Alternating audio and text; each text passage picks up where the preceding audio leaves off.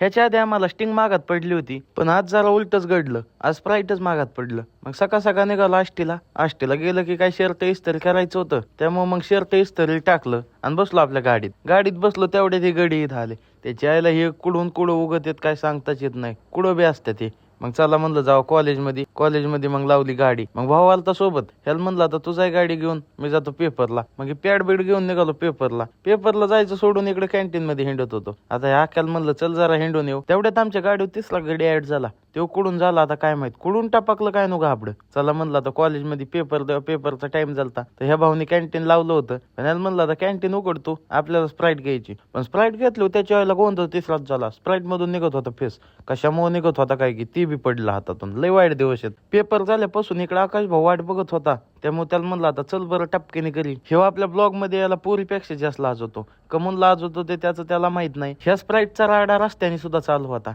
आता 2 वेळेस अक्कल आली, त्यामुळे बाटल्या बिटल्या प्यायचं बंद करायला लागन. आकाश भाऊ म्हणलं तू आता माग बस, मी गाडी घेतो. तू काय गाडी चालवित नाही व्यवस्थित, तुझ्या माग बसायचं बेहोस वाटतं मला. त्या सूर्याने लय डोकं तापलं होतं, त्यामुळे म्हणलं जरा तोंडगार करावं. कुल्फी घेतली मग माझी गाडी घेऊन मी निघालो घरी. जाऊ दे, आपला ब्लॉग कसा वाटला कमेंट करून सांगा. भेटू उद्याच्या ब्लॉग मध्ये.